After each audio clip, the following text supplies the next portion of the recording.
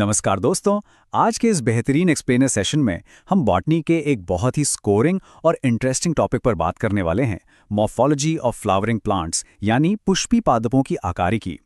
इस सेशन को हमने बिल्कुल एक क्लासरूम नोटबुक की तरह तैयार किया है, जहां हर एक कॉन्सेप्ट आपके नोट्स का हिस्सा बनेगा। हम थ्योरी की गहराइयों में तो जाएंगे ही, लेकिन हमारा मेन फोकस उन पॉइंट्स पर रहेगा जो सीधे एग्जाम्स में पूछे जाते हैं। तो चलिए बिना किसी देरी के इस शानदार सफर की शुरुआत करते हैं। आज के सेशन में हमारा फ्लो कुछ ऐसा रहेगा। सबसे पहले हम बात करेंगे पायनियर साइंटिस्ट कैथरीन इसाओ की, फिर हम प्लांट को नीचे से ऊपर तक स्टडी करेंगे, यानी रूट से शुरू करके स्टेम, पत्तियां, फूल, फल और बीज तक, और आखिर में इन सारे कॉन्सेप्ट्स को सोलेनेसी फैमिली के एग्जाम्पल पर अप्लाई करके देखेंगे। तो शुरुआत करते हैं एक ऐसे नाम से जिनके बिना प्लांट एनाटॉमी की आज की समझ अधूरी है, कैथरीन इसाओ। 1898 में यूक्रेन में जन्मी कैथरीन इसाओ ने 1931 में अमेरिका से अपने डॉक्टरेट पूरी की। उनका शुरुआती काम फ्लोएम टिश्यू और कर्ली टॉप वायरस पर था।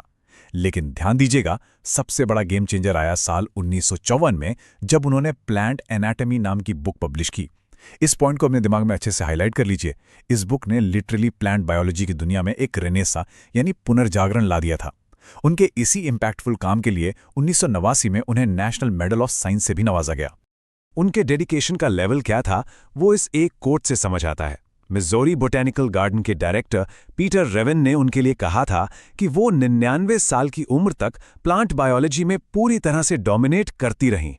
साइंस के लिए ऐसा पैशन सच में हम सबके लिए एक बहुत बड़ी मोटिवेशन है।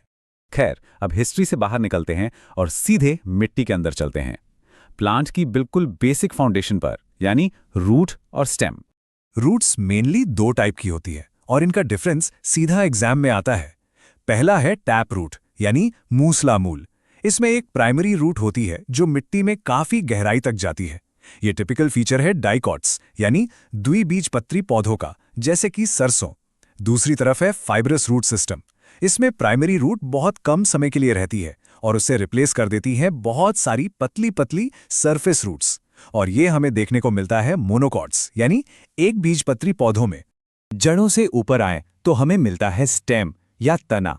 आप इसे प्लांट का सेंट्रल हाईवे मान सकते हैं। इसका काम सिर्फ ब्रांचेस को सपोर्ट करना नहीं है, बल्कि ये रूट्स से पानी और मिनरल्स को ऊपर ले जाता है और पत्तियों में बने खाने को पूरे पौधे में डिस्ट्रीब्यूट करता है। कुछ स्पेशल केसेस में तो ये खाना स्टोर करने का काम भी करता है। अब स्टेम से ही जुड़ी होती हैं हमारे प्लांट्स की असली एनर्जी फैक्ट्रीज यानी पत्तियां। अगर हम एक पत्ती की मॉर्फोलॉजी को देखें तो ये एक लैटरल फ्लैट स्ट्रक्चर है।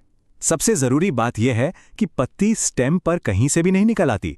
ये हमेशा एक स्पेसिफिक पॉइंट से डेवलप होती है, जिसे हम नोड या गांठ कहते हैं। पत्तियों के कुछ बहुत ही एसेंशियल फीचर्स होते हैं। जैसा मैंने बताया, ये नोड पर बनती हैं। अब इस दूसरे पॉइंट को रेड पेन से मार्क कर लीजिए।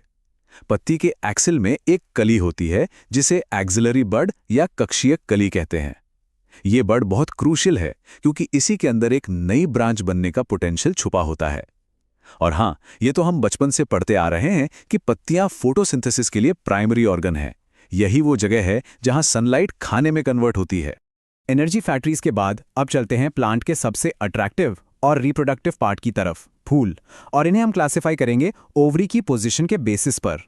सबसे पहला टाइप है हाइपोगाइनस फ्लावर। इसमें जो गाइनोशियम है वो सबसे टॉप पोजीशन पर बैठा होता है और बाकी सारे फ्लोरल पार्ट्स उसके नीचे से निकलते हैं। इसके रिजल्ट में जो ओवरी बनती है उसे हम कहते हैं सुपीरियर ओवरी। यहां 2 सेकंड रुकिए और इस वर्ड सुपीरियर ओवरी को दिमाग में छाप लीजिए। मस्टर्ड, चाइना रोज यानी गुड़हल और बैंगन इसके सबसे क्लासिक एग्जाम्पल्स हैं। दूसरा टाइप है पेरीगाइनस। अब यहां ओवरी बिल्कुल सेंटर में होती है और बाकी के पार्ट्स थैलेमस के किनारे पर सेम हाइट पर अरेंज होते हैं। क्योंकि ये सेम लेवल पर हैं, इसलिए इस ओवरी को हम हाफ इंफीरियर कहते हैं। हाफ इंफीरियर कीवर्ड एग्जाम के लिए सुपर इंपॉर्टेंट है। प्लम, गुलाब और आड़ू इसके परफेक्ट एग्जाम्पल्स हैं। तीसरा और सबसे ज्यादा कंफ्यूज करने वाला टाइप है एपीगाइनस फ्लावर। इसमें थैलेमस ऊपर की तरफ ग्रो करके ओवरी को पूरी तरह से कवर कर लेता है और उससे फ्यूज हो जाता है। अब देखने में लगता है कि ओवरी एकदम प्रोटेक्टेड है तो सुपीरियर होगी, लेकिन नहीं, क्योंकि बाकी पार्ट्स इसके ऊपर से निकलते हैं, इसलिए इसे इंफीरियर ओवरी कहा जाता है। ये एग्जाम का एक बहुत बड़ा ट्रैप है, इसे ध्यान रखिएगा।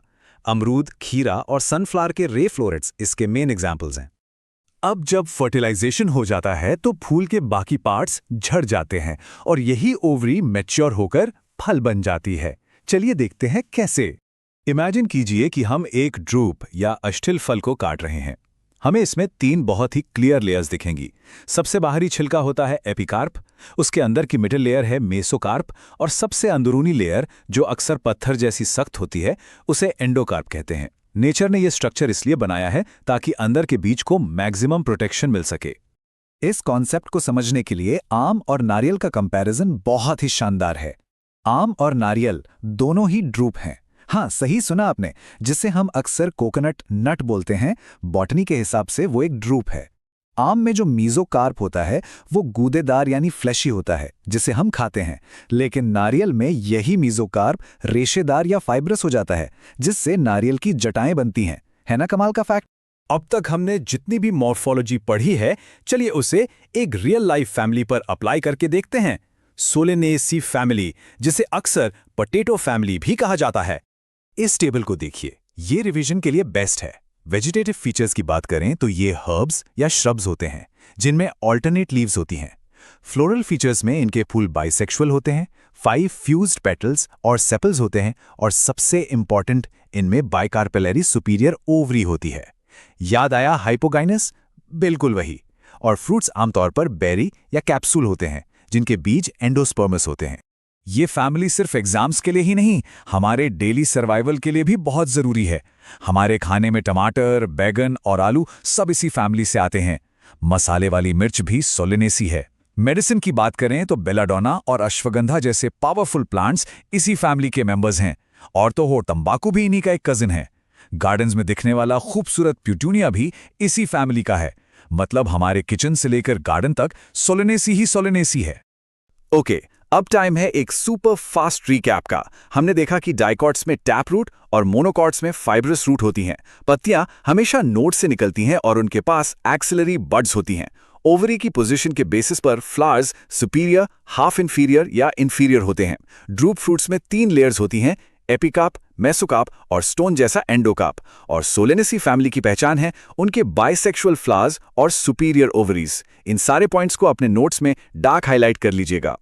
अब सेशन खत्म करने से पहले मैं आपको एक सवाल के साथ छोड़कर जा रहा हूं। जरा सोचिए, रूट की गहराई, स्टेम की मजबूती और ओवरी की पोजीशन का ये सारा मॉर्फोलॉजिकल ज्ञान कल को क्लाइमेट चेंज से लड़ने वाली और फ्यूचर प्रूफ फसलें बनाने में साइंटिस्ट की कैसे मदद कर सकता है।